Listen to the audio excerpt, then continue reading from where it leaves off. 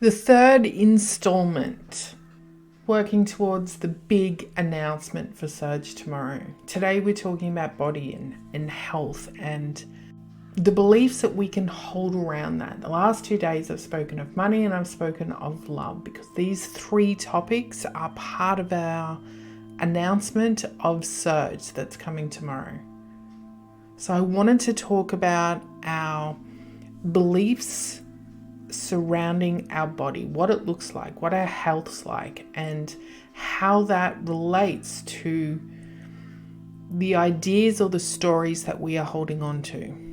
We've spoken about some pretty big topics, and this is why these three topics are part of Surges, because they can be so big and so intense for so many people, but on a variety of different layers, from different viewpoints, from where their beliefs lie, where their experiences are, how they are perceiving those ideas or those topics in their own life.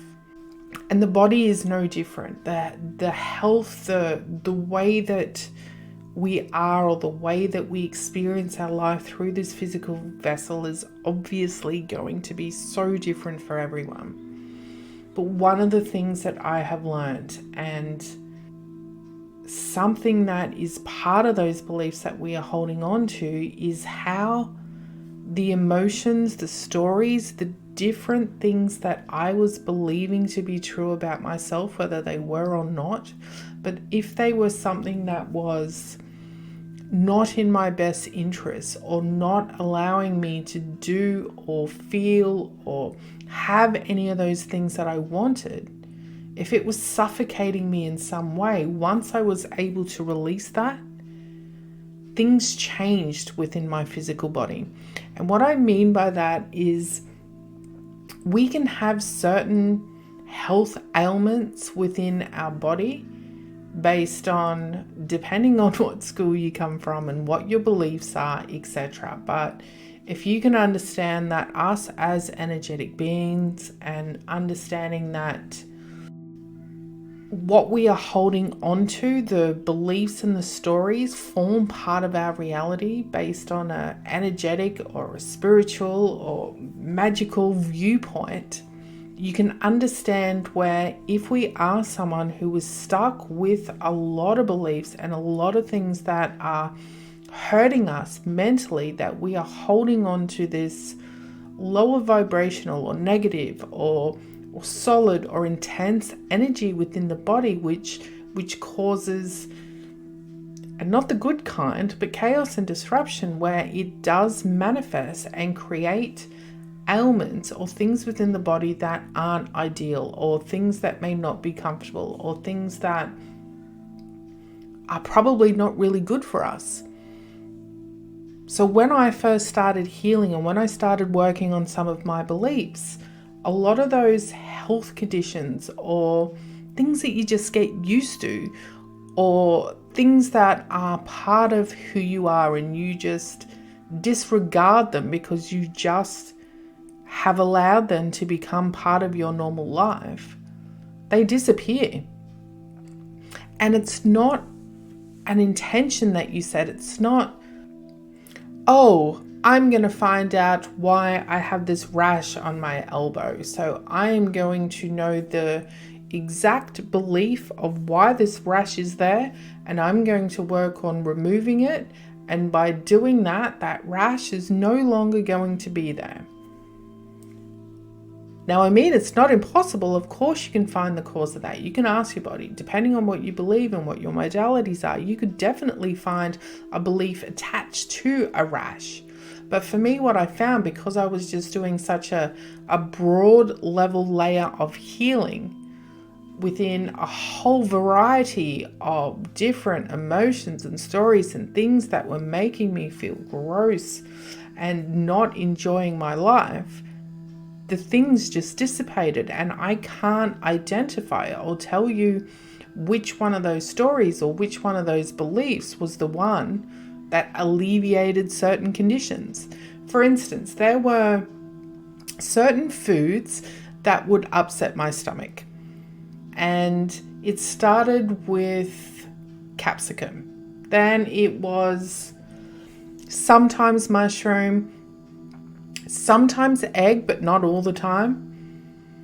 And it just became this intense pain of, if I ate it or if it was in food and I didn't know, it was like an allergy. It was something that would make my whole stomach bloat up and feel like it wanted to explode. And it would last for hours and hours and hours. And the only thing I could do to alleviate it was to try and lie on my stomach, which didn't even make it feel better. It would take hours for it to leave my system. And I went to the doctors many times about this pain and telling them I think it's caused by certain food. The problem was, it wasn't always the case. It wasn't every single time I ate capsicum or every single time I had mushroom or egg. It was random. There was no way you could pinpoint it. Of course, I tried to do my best to avoid those things because I thought that they were the cause of the problem. And then going to doctors, what do you think the doctors do? They gave me medicine for a stomach ulcer without doing any tests or any other kind of procedures. I was just prescribed a high level of, I can't even remember what it was called. Anyway, it was to alleviate whatever the pain is caused by stomach ulcer.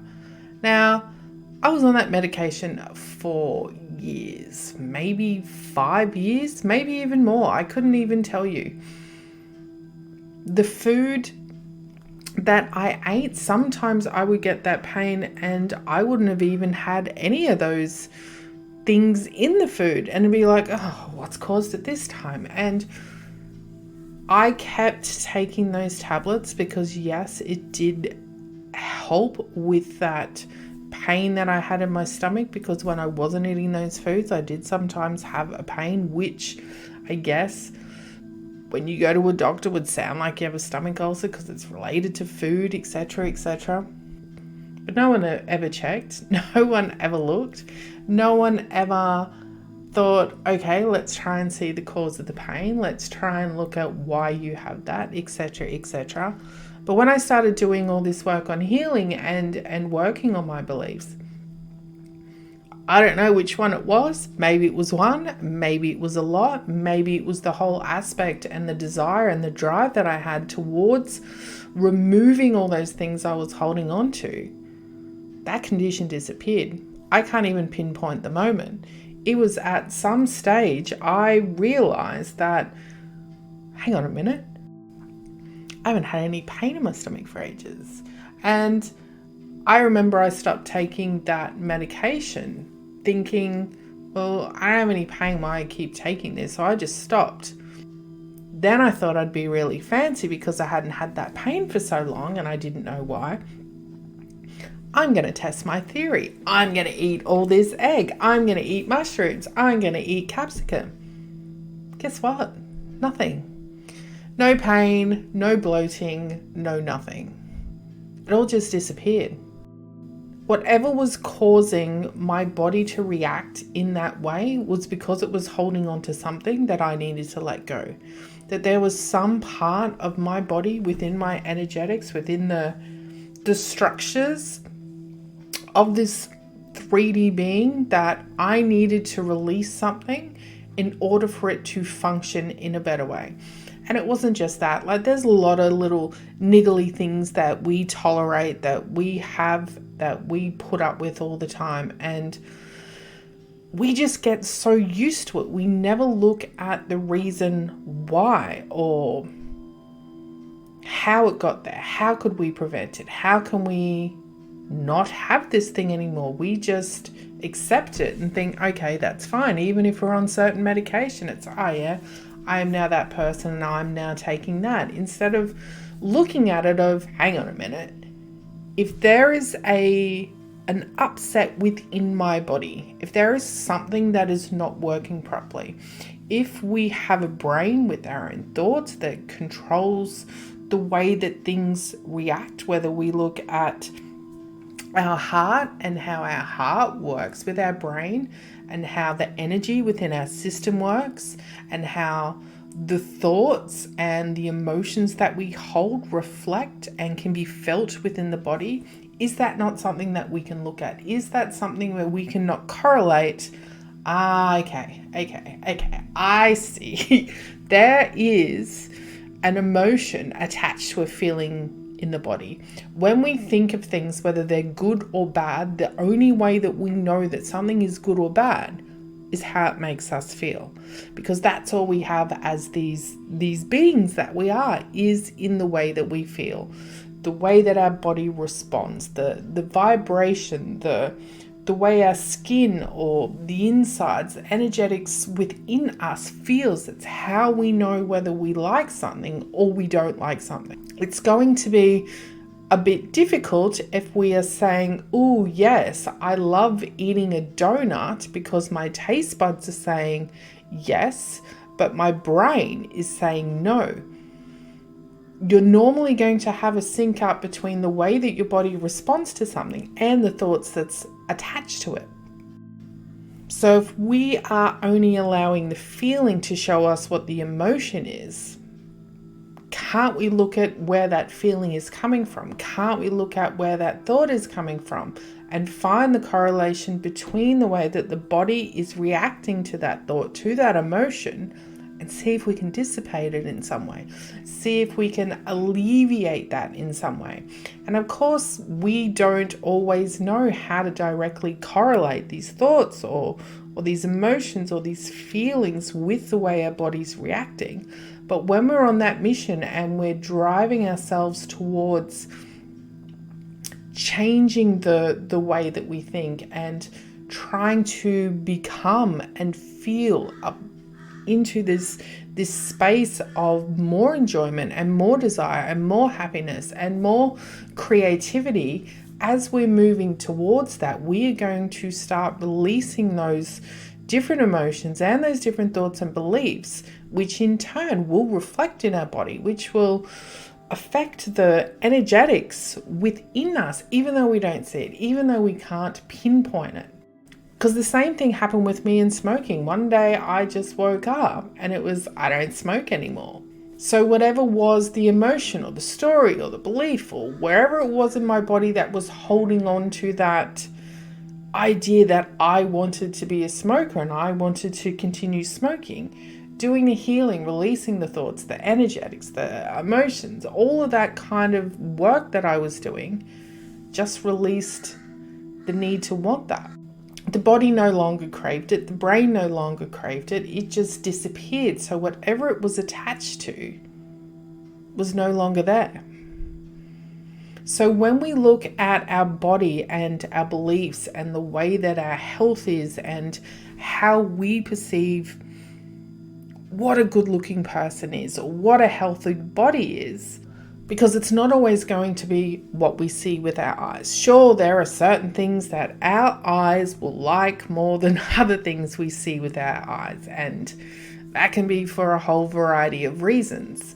But our health and the way that our insides operate is not just from the food that we consume or the air that we breathe or the water that we drink. It's all of these things combined, and they will all be unique to us in the way that they interact with each other and which ones are more dominant and which ones aren't. So when we are trying to be healthy and we're working on eating the foods which we think are good for us, and we are consuming the right liquids, and we are limiting our exposure to chemicals and things outside of us, we should also be looking at the energetics of what we're holding internally on an energetic basis. What stories and emotions and the way that things are feeling within our body, how are they affecting everything else? Because I can tell you, I've seen many people who have these, on paper, what looks like a perfect lifestyle, where they're eating the right foods, they're doing all the exercise, they're doing everything that they're supposed to be doing, but they're still unhappy, they're still miserable, they're still unhealthy, even though their body may look good from the outside. Their insides are still telling a different story. Their blood test results are telling a different story. even though they're doing everything that they're supposed to be doing or what they think they should be doing. It's because they've just not seen that there's also another piece to it as well. So the whole idea of the way that we look and what is healthy and trying to be in a space of what we think looks good is going to be individual for everyone. But when we start working on those emotions and those energetics and stories and beliefs within us, not only will it change the way that our body will be working inside in conjunction with everything else that we are filling it with and what we're doing with our body, etc., and the way that we think. Because we are doing all those things, our original idea of what we think is what our body should look like will also change. So it's not just going to be beneficial for our insides and the way that we are on an energetic health status, it's also going to work on our mindset and the way that we think we look. And if you want to know more about this and why I'm speaking about this, and coupled with the other 2 talks I did in the last few days on money and love, you'll need to come and see the announcement of Surge, which is tomorrow. All the details are going to be plastered all over my social media, and I hope to see you there.